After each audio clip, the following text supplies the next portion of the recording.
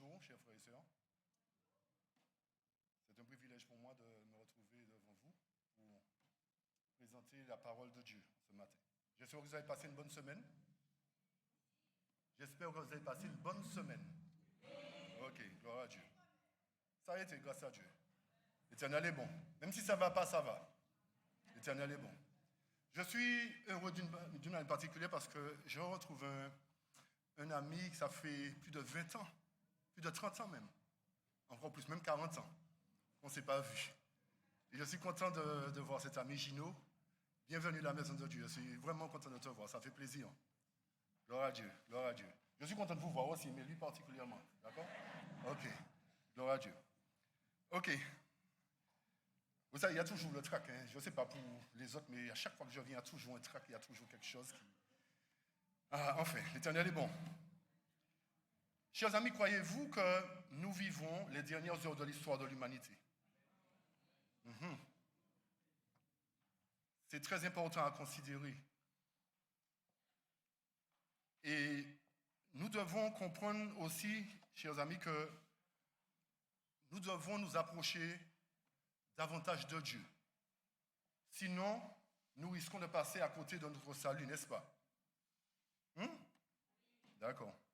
J'aime bien quand vous réagissez. Il y a différentes manières de s'approcher de Dieu. Il y a par la louange. Nous pouvons nous approcher de Dieu par la louange, par les actions de grâce, mais aussi par la prière. D'accord? Ce sont les différentes manières de nous approcher de Dieu. Et le sujet que nous allons aborder ce matin est un sujet qui est un peu délicat. Pourquoi je dis ça? Parce que pour l'avoir présenté une fois dans une autre assemblée, un des anciens qui était là s'est fâché. Quand j'ai présenté le sujet, j'espère qu'il n'en sera pas de même avec nos anciens ici. J'espère aussi qu'après ça, on ne va pas me dire que tu ne parles plus. Tu te tais, tu ne parles plus. Je crois, chers amis, que le temps est arrivé effectivement où nous devons nous remettre en question. Et nous devons savoir comment nous nous approchons de Dieu. Parce qu'en nous approchant de Dieu d'une manière indélicate, d'une manière irrévérencieuse, nous péchons contre Dieu. Et lorsque nous péchons contre lui, nous n'avons pas droit au salut.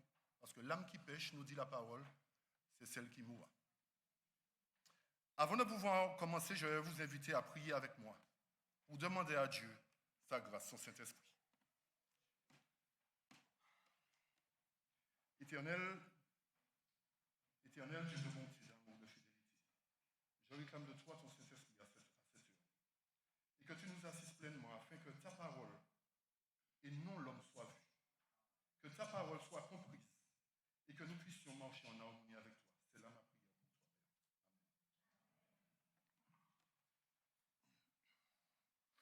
Amen. Le sujet que je vais aborder, c'est le sujet de la prière. Comment nous présenter devant Dieu? Comment s'approcher de Dieu par la prière? Existe-t-il différentes manières de prier, chers amis? À qui s'adressent nos prières en particulier? À Dieu. Y a-t-il des prières plus importantes que d'autres? Ah ouais? Toutes les prières s'adressent à Dieu, chers amis. OK? Et toutes nos prières sont importantes pour Dieu. Il n'y a pas de petites prières et de grandes prières. Toutes les prières sont importantes parce qu'elles s'adressent au souverain de l'univers. Lorsque nous prions, nous avons tendance à adopter des attitudes qui déshonorent Dieu. Nous avons tendance à prendre des positions qui outragent le roi d'Israël. Et en fait, la faute ne revient pas forcément au peuple. Mais la faute revient à ceux qui enseignent. La faute revient à ceux qui doivent enseigner le peuple à marcher correctement. C'est pour cette raison que l'Éternel avait toujours mis un guide en Israël. Il y avait des prêtres, il y avait des lévites, il y avait des conducteurs qui devaient conduire le peuple correctement. Mais il se trouve qu'aujourd'hui, le travail n'est pas fait correctement et nous sommes amenés à déshonorer Dieu de plus en plus. Et lorsque nous déshonorons Dieu, nous attirons sur nous la malédiction. Et nous pensons être dans un temps alors que nous sommes dans une tempête. Chers amis, lorsque nous prions, nous devons avoir une posture convenable devant Dieu. Parce que nous nous adressons au souverain de l'univers. Nous ne nous adressons pas à un homme, mais au souverain de l'univers. Lorsque vous venez devant un roi, vous avez une posture à respecter, oui ou non? Lorsque vous avez la défunte reine Élisabeth, lorsqu'on s'approchait d'elle, il y avait une posture à avoir, oui ou non? Sinon, vous n'entrez pas dans le palais.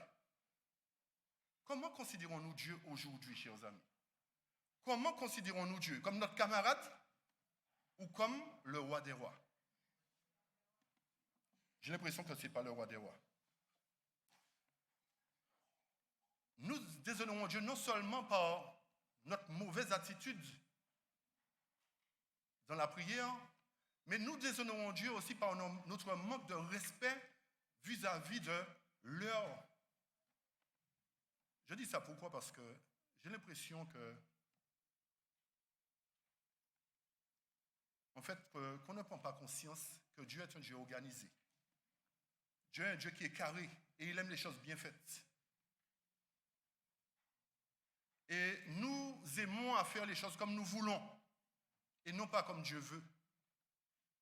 Lorsque nous avons une heure pour arriver, nous nous permettons d'arriver 1 heure, 2 heures après et nous disons honorer l'Éternel, nous disons respecter nos frères et sœurs, nous disons que nous sommes dans le plan de Dieu. Lorsque vous arrivez chez le patron, c'est 8 heures, c'est 8 heures. Lorsque nous venons à l'église, nous avons l'impression que nous pouvons venir comme nous voulons, arriver à l'heure où nous voulons, et nous disons Dieu est bon, Dieu va exaucer nos prières, Dieu va faire ceci, Dieu va faire cela. Chers amis, quel manque de respect envers l'Éternel. L'Éternel est un Dieu qui aime les choses bien faites. Et d'autant plus que nous vivons les dernières heures de l'histoire du monde, nous devons savoir comment nous comporter vis-à-vis de Dieu. Comment marcher? Est-ce que nous marchons en conformité avec Dieu ou pas?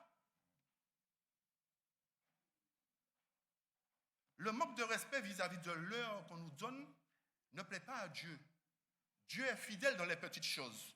Et je dis ça pourquoi, particulièrement pour mes techniciens qui sont là. Lorsqu'on vous donne 1 heure pour arriver, ce n'est pas à 10 heures que le programme commence. Le programme commence à 9 heures. Il faut être là avant. Respectez Dieu. Respectez les autres qui sont là avec vous, mais respectez Dieu. Parce que si vous ne respectez pas l'autre, vos collègues, vous ne pouvez pas respecter Dieu. Nous devons réapprendre les choses. Nous devons désapprendre pour apprendre aujourd'hui, chers amis. Parce que nous avons acquis trop de mauvaises habitudes. Et plus nous laissons aller, plus nous acquiesçons des mauvaises habitudes. Et nous devenons en horreur à l'Éternel. Ça, c'était un point que je voulais toucher parce que je pense que de plus en plus, nous faisons n'importe quoi vis-à-vis de l'heure. Ça, c'est quelque chose qui me tenait à cœur de dire. Parce que lorsque nous sommes au travail, nous savons que le patron va nous payer à la fin du mois. Nous respectons le patron. Dieu, nous ne le respectons pas assez. On nous donne 1 heure à respecter, on nous donne 1 heure, respectez-leur. N'insultez pas ceux qui arrivent avant vous, c'est une manière de les insulter, chers amis. Et d'insulter Dieu aussi. Bref. Hébreux 4 nous dit, approchons-nous avec assurance du trône de la grâce afin d'obtenir miséricorde et de trouver grâce pour être secourus dans nos besoins.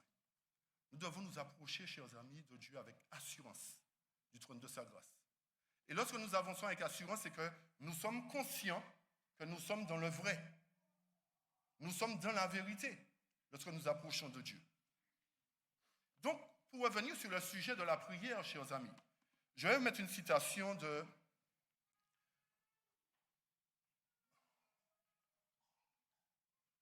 du dictionnaire.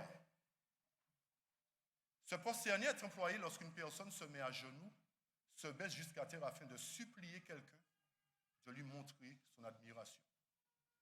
S'incliner profondément devant quelqu'un, quelque chose en signe de quoi? De grand respect, d'adoration, d'humilité. Qui est Dieu pour nous, chers amis? C'est notre camarade? Nous devons nous approcher de lui avec respect, adoration et humilité. Les pèlerins se prosternent devant la statue miraculeuse. Et le sens littéraire, c'est manifester à quelqu'un une obéissance, un respect servile. Ils sont prosternés devant les puissants. Dieu n'est-il pas un puissant? Dieu n'est-il pas le roi, chers amis? Aimons-nous Dieu réellement? Qui sont ceux qui aiment Dieu? Tout le monde aime Dieu, oui, c'est vrai. Tout le monde aime Dieu. Celui qui dit « je le connais » et qui ne garde pas ses commandements est un menteur. Et la vérité n'est pas en lui. Lorsque nous aimons quelqu'un, nous faisons tout pour lui plaire, n'est-ce pas? Nous ne pouvons pas dire que nous aimons et puis nous déshonorons la personne. Ok? Lorsque nous aimons Dieu, nous faisons tout pour lui plaire parce que c'est notre Dieu. Il ne suffit pas de dire en bouche « j'aime Dieu » ou « j'aime quelqu'un » et nous le dénigrons, nous lui manquons de respect, chers amis. Si nous disons que nous aimons Dieu, nous le connaissons, et que nous ne gardons pas ses commandements, nous ne mettons pas en pratique sa parole, nous sommes des menteurs. Et la vérité n'est pas en nous.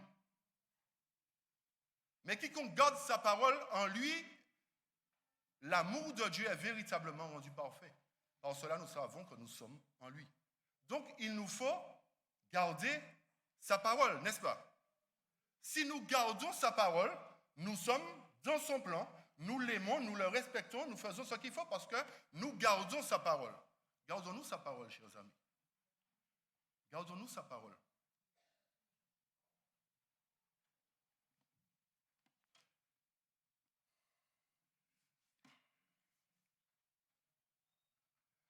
Il y a plusieurs textes qui nous montrent comment nous devons nous approcher de Dieu.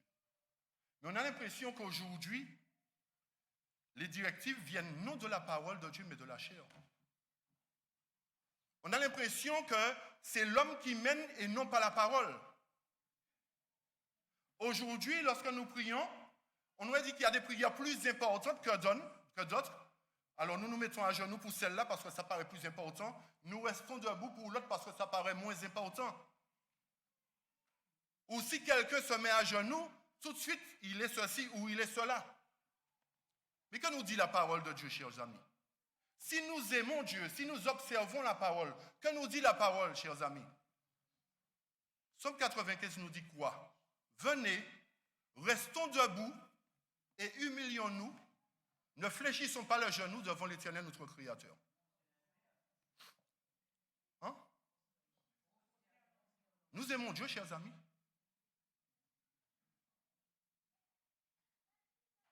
La parole nous dit que nous devons nous prosterner et nous humilier.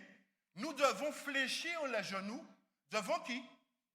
L'Éternel, notre Créateur, car il est notre Dieu et nous sommes le peuple de son pâturage, le troupeau que sa main conduit, etc. Philippiens, Dieu nous dit, afin que quoi?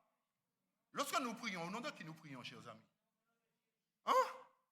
Je n'ai pas l'impression que c'est au nom de Jésus que nous prions. Peut-être que vous prenez ce sujet-là à la légère, mais n'oubliez pas que chaque péché que nous emmagasinons, nous nous éloignons du ciel. Ce n'est pas de la rigolade, chers amis.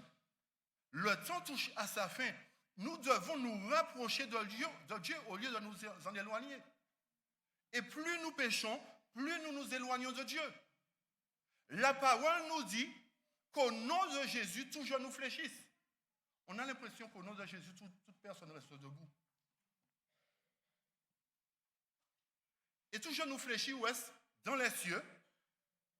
Où est-ce encore? Sur la terre. Et même sous la terre, chers amis. C'est pour vous dire l'importance de la prière. Et aujourd'hui, on a l'impression que toutes nos églises déshonorent Dieu. Quand vous regardez la plupart des églises, il y a tellement de prières debout maintenant. Nous sommes comme des pharisiens. Et nous disons, nous aimons Dieu, nous sommes sauvés, nous sommes ceci, nous sommes cela. Chers amis, il faut qu'on arrête de se tromper soi-même. C'est soit on sert Dieu en mettant sa parole en pratique ou on ne le sert pas. Arrêtons de perdre du temps. Si nous voulons faire nos affaires, faisons nos affaires. Ou si nous voulons servir Dieu, servons-le de tout notre cœur. Pas à demi. Nous ne pouvons pas servir Dieu à 90% et puis le reste, il va l'accepter. Non, chers amis, Dieu n'accepte pas n'importe quoi. N'oubliez pas que nous vivons les dernières heures de l'histoire du monde. Chers amis, lorsque nous analysons ce qui se passe dans le monde, le G20, la COP27, etc., le World Economic Forum, ils ont prévu que leur agenda aboutisse en 2030. Et en 2030, ils ont prévu un jour de repos pour la planète. Vous savez ce que ça veut dire, le jour de repos pour la planète? Oui, vous savez, c'est le jour d'adoration, le faux système d'adoration. Vous comprenez ça, chers amis? Ils ont fixé 2030. Combien d'années il reste? 2030. Combien d'années il reste?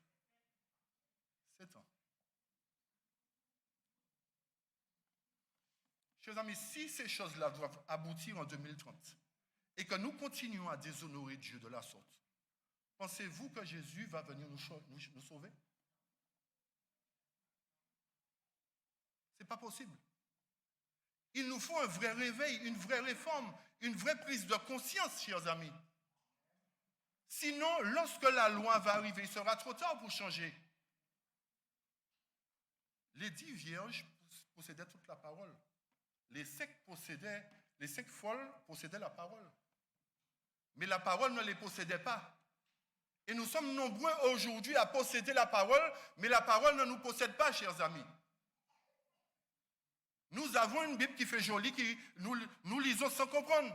Alors que la Bible nous dit, venez, prosternez-vous devant le Créateur, devant le roi des rois.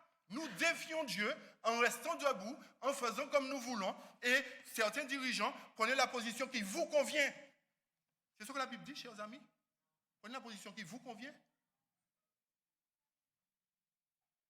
C'est ça ou c'est pas ça? C'est moi qui me trompe ou pas, chers amis? C'est la position qui convient à qui?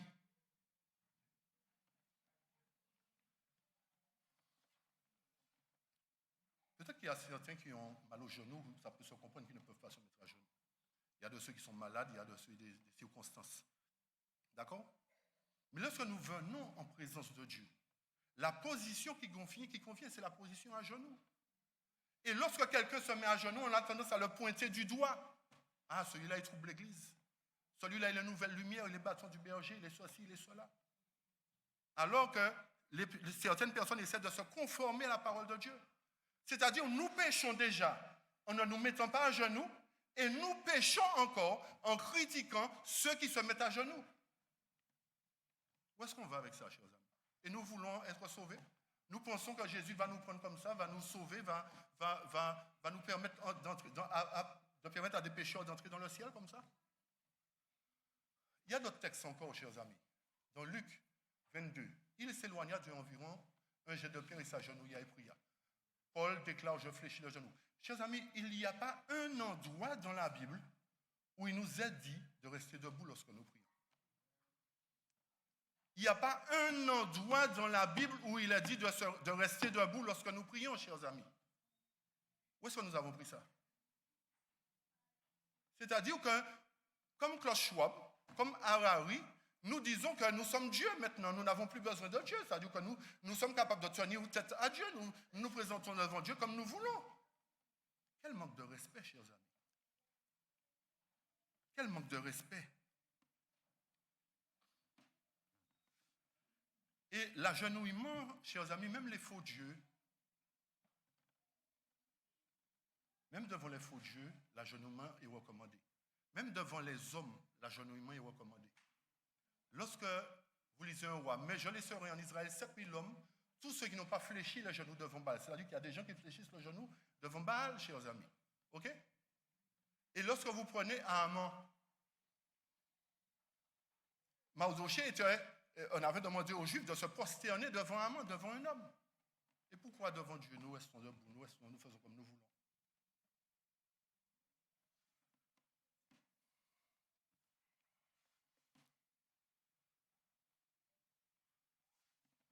Le seul endroit dans la Bible où il est fait mention de prière debout, c'est la prière du pharisien, chers amis.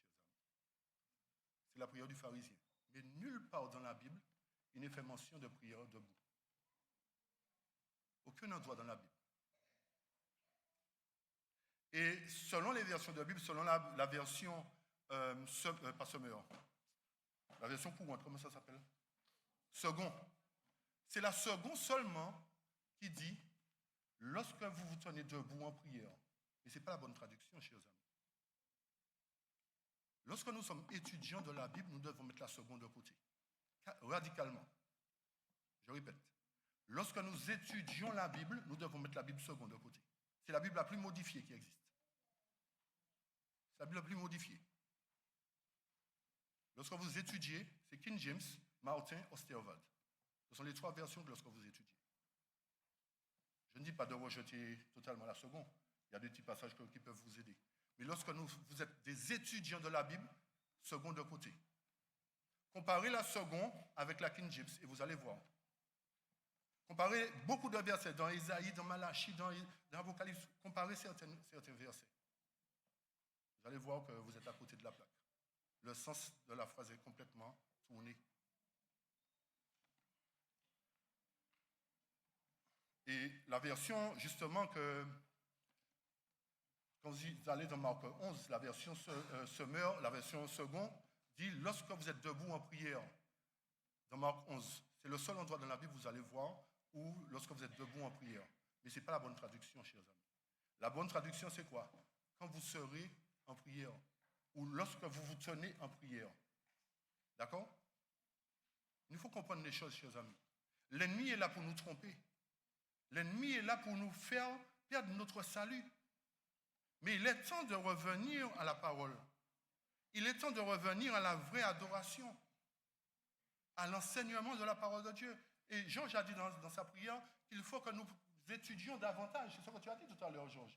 Il faut que nous apprenions à étudier davantage pour nous rapprocher de Dieu. Mais nous n'aimons pas étudier. Notre problème, c'est que nous n'aimons pas étudier.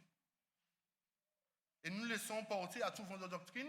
Nous acceptons tout ce qui vient de la chair parce que la chair, c'est l'autorité. Non, la chair, ce n'est pas l'autorité, chers amis. C'est Dieu l'autorité. C'est Dieu l'autorité, pas la chair. Aucun pasteur n'a le pouvoir de me sauver. Aucun ancien n'a le pouvoir de me sauver. Celui qui me sauve, c'est Dieu, à travers sa parole. Donc, si je ne mets pas sa parole en pratique, je ne peux pas prétendre être sauvé. Je perds mon temps. Je viens sabbat après sabbat, mais je sors où? Je rentre vite, je ressors plus vite. J'ai changé la formule.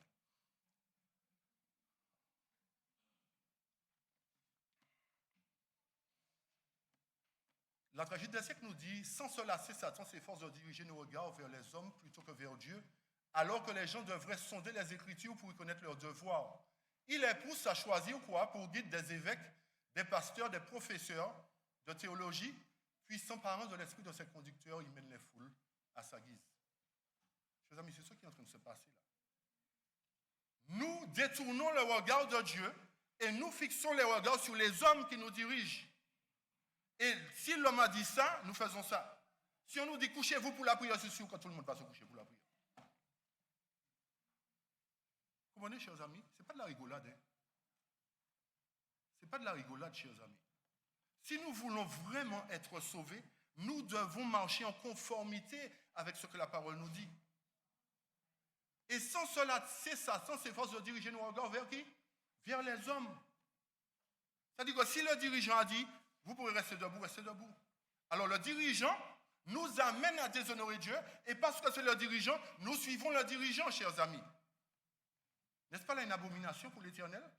Et nous disons que nous aimons Dieu, nous disons que nous suivons la parole, nous sommes le peuple du livre. Comme je dis, nous avons le livre, mais le livre ne nous a pas.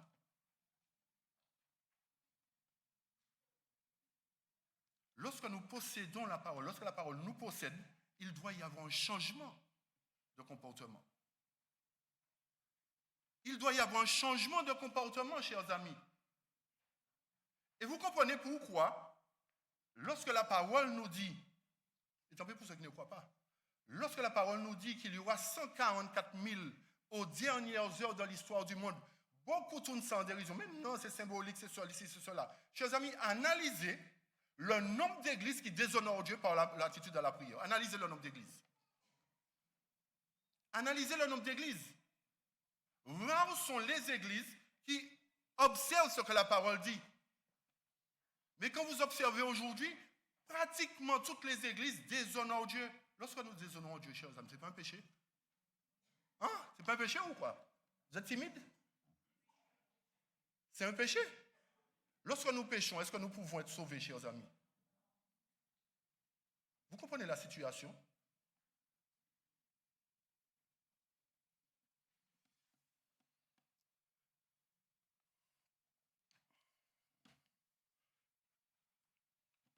La parole inspirée nous fait comprendre, chers amis, que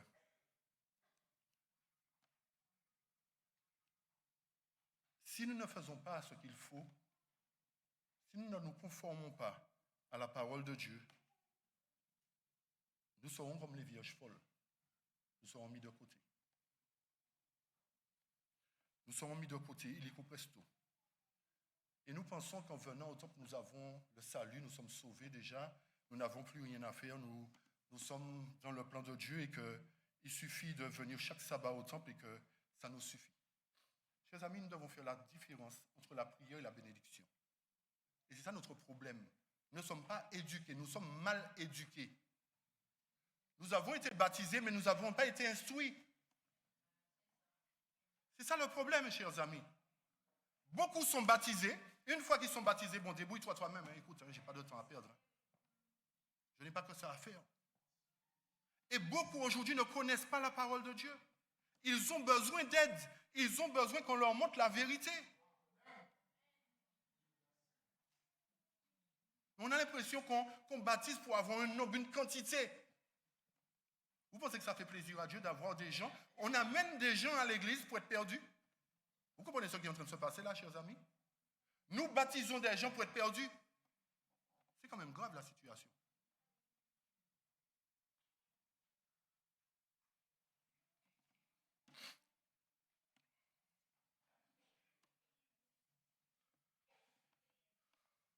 La parole inspirée dans Message choisi, page 300, je n'avais pas mis, hein, page 357, nous dit que l'Église semblera sur le point de tomber, mais elle résistera après que le pécheur ancien ait été éliminé de son sein.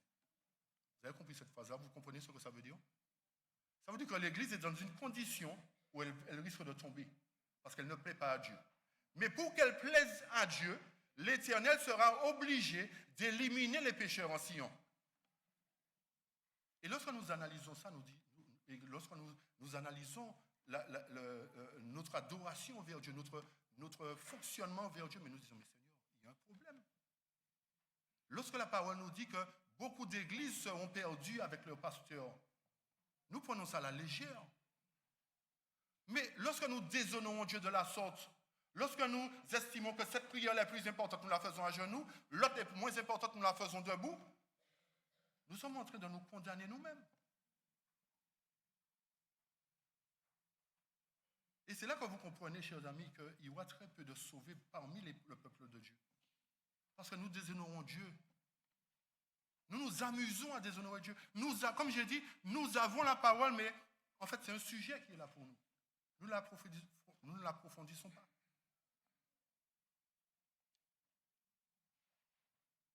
Je voudrais que vous analysiez vraiment la situation, chers amis. Et comprendre que si nous continuons comme ça, nous ne serons pas sauvés. Nous aurons être moniteurs, bon diacre, bon ceci, tout ce que vous voulez, chers amis. Mais si nous ne mettons pas la parole en pratique, nous ne pourrons pas être sauvés. Arrêtons de nous tromper nous-mêmes. Le temps est venu pour être sauvés, rester sauvés, chers amis. Le temps est venu pour être prêt, non pas se préparer, parce que l'Éternel nous a donné suffisamment de temps pour nous préparer. Si c'est 2030, chers amis, que les hommes ont prévu, il reste très peu de temps. Prenez-vous conscience de cela? Qu'il reste très peu de temps, chers amis. On nous a dit que, bon, l'Éternel est bon, il va nous sauver quand même. Ce n'est pas comme ça que ça se passe, chers amis. Ce n'est pas comme ça que ça se passe. Si nous continuons à dire respecter Dieu, l'Éternel ne pourra pas nous respecter, chers amis. Vous comprenez ce que je veux dire? Il ne pourra pas conserver notre nom dans le livre de vie. Ce n'est pas possible. Alors, la différence entre la prière et la bénédiction, c'est que la prière s'adresse à Dieu, chers amis. La prière s'adresse à Dieu et la bénédiction s'adresse aux hommes. Lorsque nous prions Dieu, nous le prions au nom de Jésus. Et lorsque nous faisons la bénédiction, nous pouvons la faire debout, parce qu'elle ne s'adresse pas à Dieu. C'est ça l'éducation spirituelle que nous devons avoir. Une bénédiction se fait debout et une prière se fait à genoux. Et nous voulons convertir comment ça s'appelle? Comment ils s'appellent? Nos frères et sœurs là, comment ils s'appellent? Des musulmans.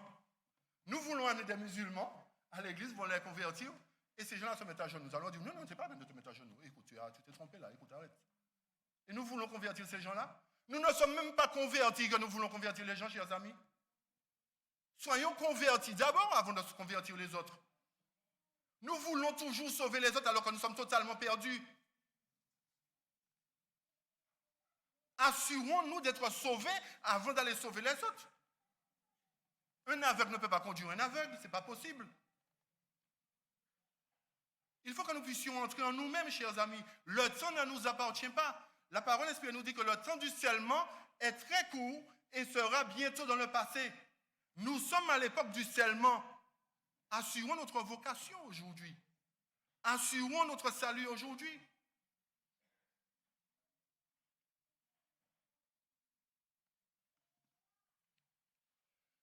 Deux Chroniques nous donnent un exemple de... pas de Chroniques, on va lire 1 Roi. 1 Roi 8, verset 14 premièrement. Et le roi tourna son visage et bénit toute la congrégation d'Israël, et toute la congrégation d'Israël se tenait debout. Et verset 54 et suivant, voyons la différence, hein, chers amis. Salomon bénit l'assemblée alors que l'assemblée était debout. La bénédiction, il l'a fait debout, d'accord? Et regardez comment il a prié. Et il arriva quand Salomon y achevé de faire toute cette prière et cette supplication au Seigneur, qu'il se leva de devant l'autel du Seigneur, étant agenouillé sur ses genoux, ses mains étendues vers le ciel. Il s'est mis debout pour bénir l'assemblée, mais il a prié à genoux d'abord. Et le verset 55 nous dit, et il se tient debout et bénit à haute voix toute la congrégation d'Israël, disant, béni soit le Seigneur, etc., etc. Donc, chers amis, la bénédiction s'adresse à l'homme. La bénédiction, c'est pour nous. Que l'Éternel nous bénisse, que l'Éternel vous garde, que l'Éternel fasse lui sa face sur vous, etc. Mais la prière s'adresse à Dieu. Nous avons une autre attitude à avoir quand nous prions. Nous ne devons pas rester debout dans notre pharisaïsme et déshonorer Dieu, chers amis. Il faut qu'on arrête avec ça. Peut-être que vous allez dire, bon, le frère, il nous embête avec ça, là. On fait ce qu'on veut. Hein. Chers amis, peut-être Dieu tient compte des temps d'ignorance. Mais il y a un moment aussi où l'Éternel va vous dire, vous aviez la parole, vous n'en avez pas tenu compte. Vous comprenez ça? Vous aviez la parole, vous n'en avez pas tenu compte. Et là, nous ne sommes plus ignorants aujourd'hui, chers amis. Nous ne sommes plus ignorants. Cela voudrait dire que si aujourd'hui, à partir de maintenant, nous décidons de faire comme nous voulons, ça c'est notre problème. Mais la parole a été présentée. Et à partir de ce moment-là, Dieu tiendra compte de ce que nous ferons. Maintenant, si demain matin, quelqu'un vient vous dire, bon, prenez la position qui vous convient, vous allez faire comme vous voulez. Mais sachez que l'Éternel a donné une règle. Sachez que l'Éternel tiendra compte de ce que vous ferez à partir de maintenant. Lorsqu'on connaît la vérité, il n'y a plus d'ignorance. Vous connaissez la vérité. Et en fait, chers amis, chacun de vous, vous devriez connaître la vérité parce que chacun de vous avez la parole de Dieu. Lorsque nous venons ici, ce n'était pas pour recevoir une instruction, c'était pour partager ce que Dieu a fait pour nous. Ce n'était pas pour recevoir une instruction. Mais nous sommes tellement mal éduqués que nous sommes obligés de recevoir une éducation spirituelle. Excusez-moi de dire ça comme ça. Je vais aller vite pour terminer, chers amis. Je ne veux pas qu'on dise à chaque fois Philippe est là, il prend 20 ans sur la chair. ministère évangélique nous dit, le respect que nous avons pour Dieu nous est inspiré par le sentiment de son infinie grandeur et de sa présence parmi nous. Alors, j'ai montré les textes dans la Bible. Vous avez noté les textes dans la Bible, d'accord? Où l'Éternel demande de nous prosterner quand nous venons à lui. Là, nous utilisons l'esprit de prophétie maintenant.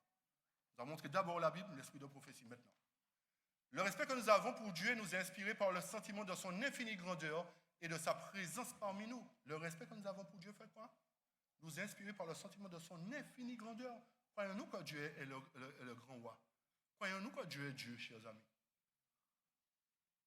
Et je vais peut-être choquer quelques-uns là dans la phrase qui va suivre. Mais ce n'est pas grave. La parole, la vérité, c'est la vérité, chers amis. La présence de l'invisible devait être ressentie profondément. Ah, ça a effacé le truc. Alors, la présence de l'invisible devait être ressentie profondément.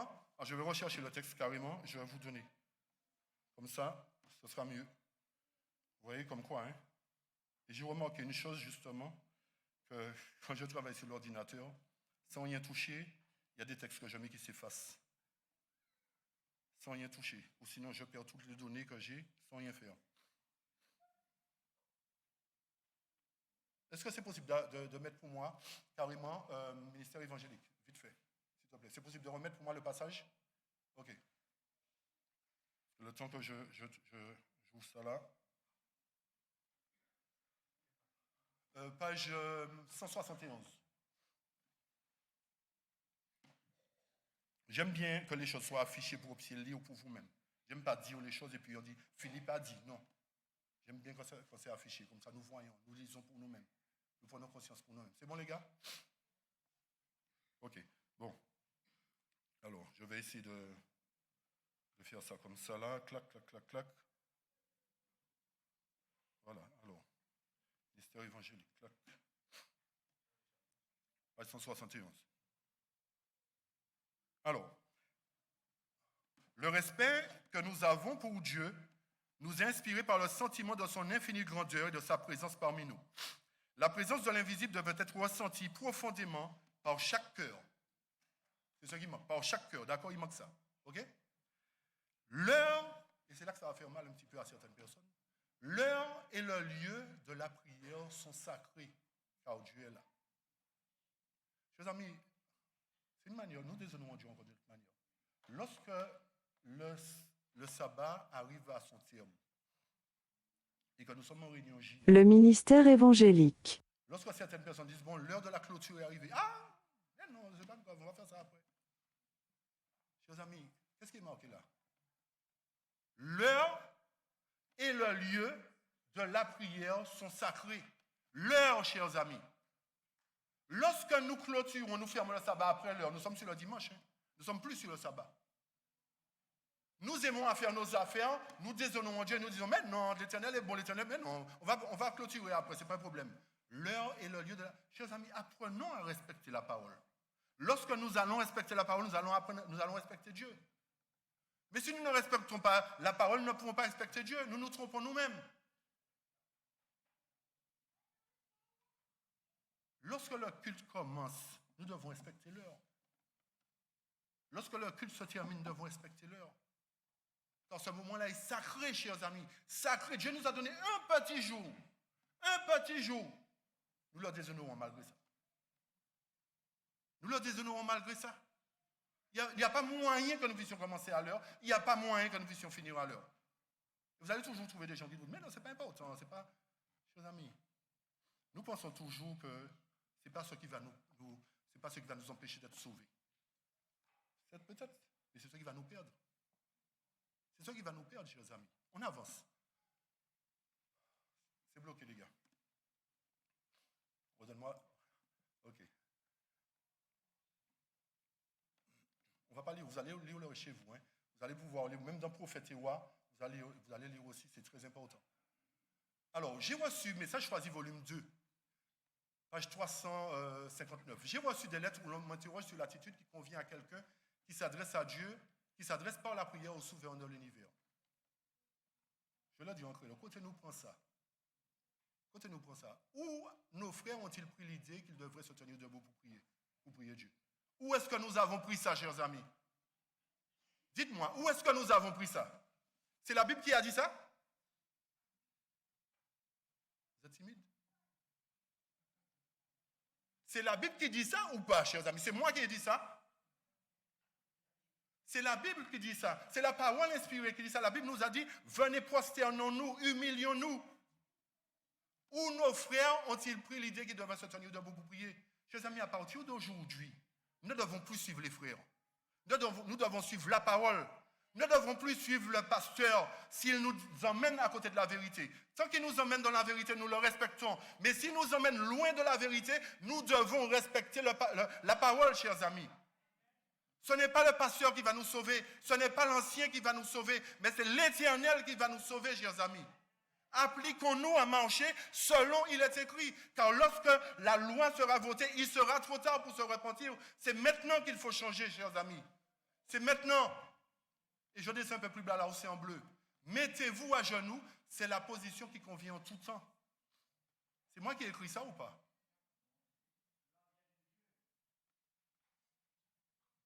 Vous êtes convaincus de ça? Peut-être que samedi prochain, vous allez faire comme vous voulez, mais ce n'est pas grave. La parole est prêchée. La parole est proclamée. Tant pis pour vous. Tant pis pour moi aussi si je ne le mets pas en pratique.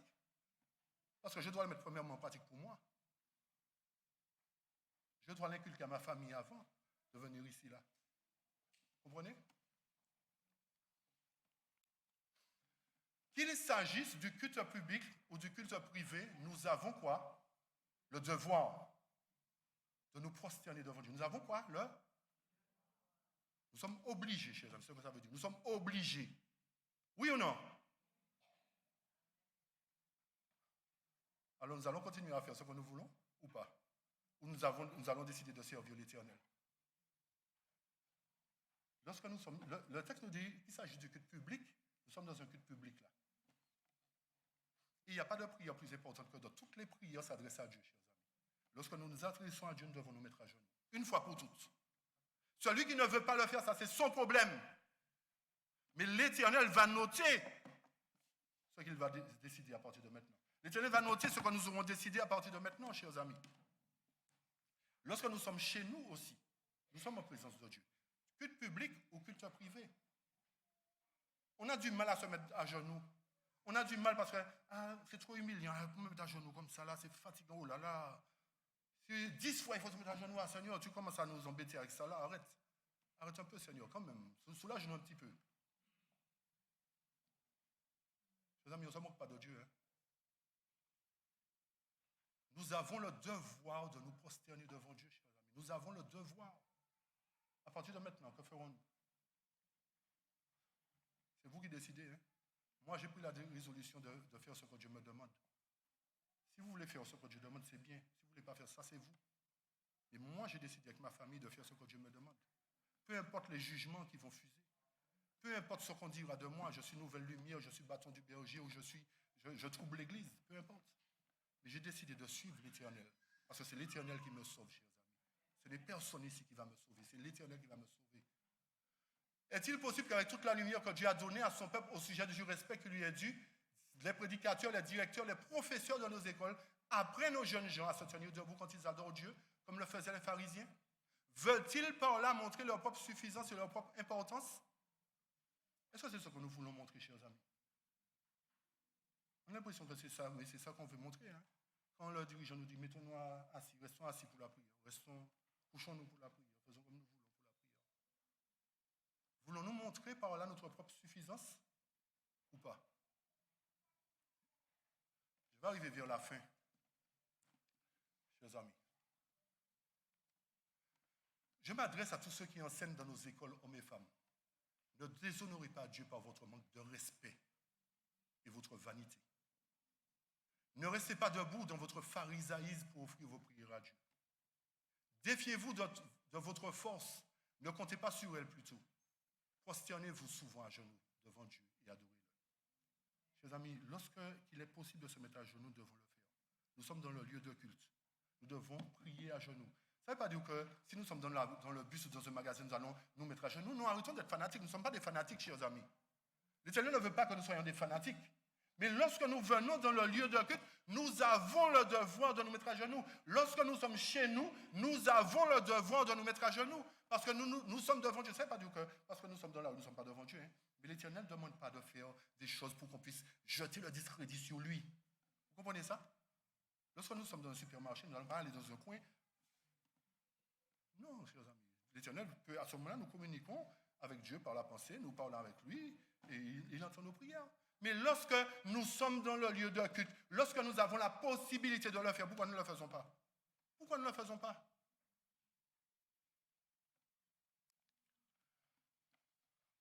On devrait savoir comment s'approcher de Dieu avec respect. Et aujourd'hui, vous le savez, chers amis. Aujourd'hui, vous le savez. Il y a une irrévérence croissante à l'égard de notre Créateur, un mépris croissant pour sa grandeur, pour sa majesté. Ce n'est pas moi qui ai écrit tout ça, chers amis. Ce n'est pas moi qui ai écrit. Je ne fais que l'appliquer. Et je souhaite que nous tous, nous puissions l'appliquer. Mon vœu, c'est que Vendôme soit une église différente des autres églises. Que Vendôme soit un exemple pour les autres églises. C'est ça le but de Dieu. Dieu veut que nous soyons une église spéciale, une église particulière. Arrêtons de suivre les hommes, suivons la parole. Trop d'églises déshonorent Dieu. Comme je vous dis, où sont les églises? Je connais 2 églises en Martinique qui font comme Dieu demande. Quand on leur a montré les choses, quand les anciens ont compris ça, ils ont dit, ah ouais, c'est la vérité, on va le mettre en pratique. Maintenant, on dit qu'il y a beaucoup d'églises où il n'y a que des rebelles dedans. Que des rebelles. On veut toujours tourner le sens de la... Mais non, Dieu... Mais non, arrête avec ça. Dieu va nous sauver, chers amis. Non, Dieu est bon. Arrêtons de tromper le peuple, chers amis. Et il est temps aussi qu'on arrête de se faire tromper, chers amis.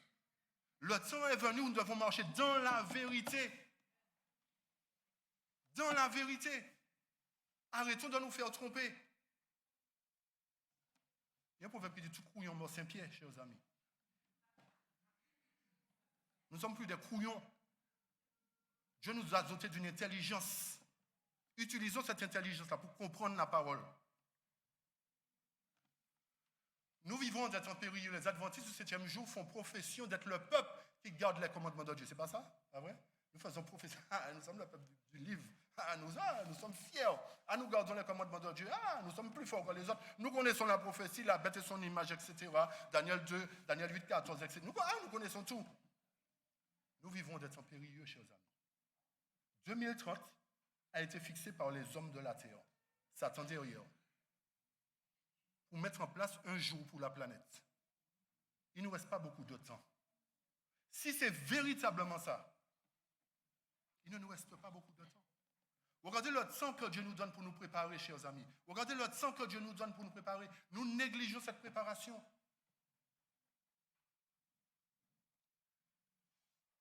Je lis ce paragraphe et je termine. Nous vivons des temps périlleux. Les adventistes du 7e jour font profession d'être le peuple qui garde les commandements de Dieu, mais ils sont en train de perdre l'esprit de dévotion qui apprend aux hommes comment s'approcher de Dieu, leur Créateur. Avec le sens du sacré, plaçant leur confiance non en eux-mêmes, mais en un médiateur. Ainsi, un homme reste ferme en toutes circonstances. L'homme doit s'avancer, les genoux pliés, en qualité de sujet de la grâce, suppliant auprès du marchepied de la miséricorde, etc. Vous allez lire chez vous. Chers amis, mon vœu pour Vendôme, mon vœu pour chacun de nous, c'est que désormais, nous puissions suivre, il est écrit, nous puissions suivre la parole de Dieu. C'est seule la parole de Dieu qui va nous sauver, si nous la mettons en pratique. Arrêtons de suivre l'homme. Ne me suivez pas. Ne suivez pas Georges. Ne suivez pas Germain. Mais suivez la parole. Ne suivez pas le pasteur, chers amis. Aucun de nous n'avons le pouvoir de vous sauver. Le seul moyen de salut que nous avons, c'est la mise en pratique de la parole de Dieu.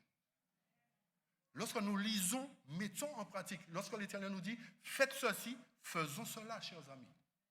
Arrêtons de dire, mais Seigneur, ce n'est pas important. Si l'Éternel l'a mis là, c'est que ça a son importance. Alors, puisse Dieu nous aider vraiment à comprendre que désormais, chers amis, nous devons marcher dans la vérité. Désormais, nous devons assurer notre salut. Si nous continuons à déshonorer l'Éternel, laissez-moi vous dire que vous n'aurez pas de place là-haut. Vous n'aurez pas de place là-haut. Alors continuez à faire ce que vous voulez. Moi et ma maison, nous servirons l'Éternel. Amen.